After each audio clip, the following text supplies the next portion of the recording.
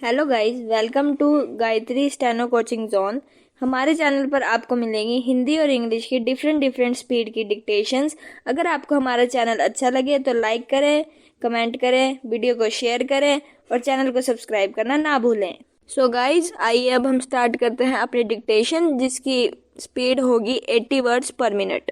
3, 2, 1 start. महोदय, हमारा जो संविधान तैयार हुआ है उसमें भी इस बात का प्रयास किया गया है कि देश में लोकतंत्र पूरी तरह से लागू किया जाए और जनता को लोकतंत्र की सारी सुख सुविधा मिल सके। बेराम, सबसे पहले मैं आपको इस बात के लिए धन्यवाद देना चाहता हूँ कि आपने मुझे इस सम्मेलन में कुछ कहने का अवसर दिया है। बेराम, आपके सामने जो विषय आएंगे वे इतने महत्व के हैं कि प्रत्येक हिंदुस्तानी, चाहे वह किसी भी काम में लगा हो, उन पर कुछ न कुछ ध्यान अवश्य देता होगा।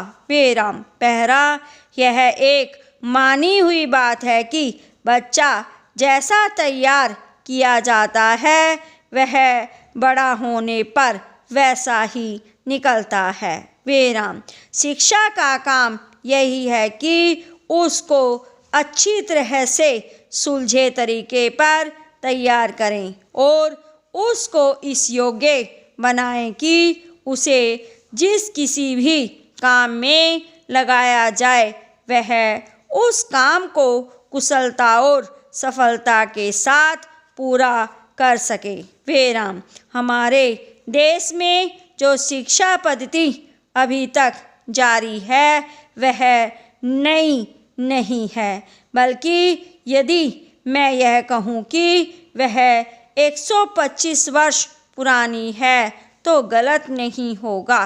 बेराम, 125 वर्ष पहले जिस उद्देश्य को सामने रखकर यह शिक्षा पद्धति जारी की गई थी वह उद्देश्य अब नहीं रहा, पर शिक्षा पद्धति अब तक लगभग वही है। बेराम, मैं मानता हूँ कि इस बात का प्रयत्न किया जा रहा है कि उसमें परिवर्तन किया जाए जिससे हमें अपनी आवश्यकताओं की पूर्ति में सहायता मिल सके। बेराम, जहाँ तक मुझे मालूम है इस काम में अभी तक हम सफल नहीं हुए हैं। बेराम, मैं तो शायद यह भी कह सकता हूँ कि उस शिक्षा पद्धति को बदलने में जो प्रयास किया जाना चाहिए था वह अभी तक नहीं किया गया है। बेराम, इस देश में या सभी देशों में शिक्षा के 3 भाग होते हैं।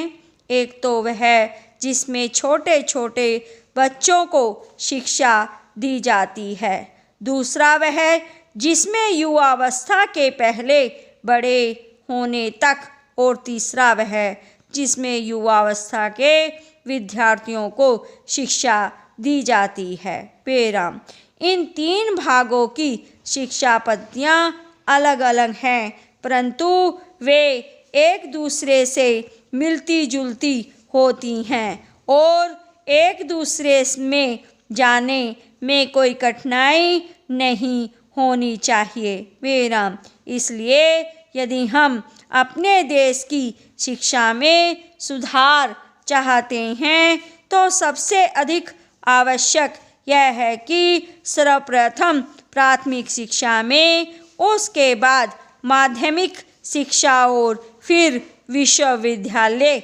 शिक्षा में सुधार किया जाना चाहिए। बेराम।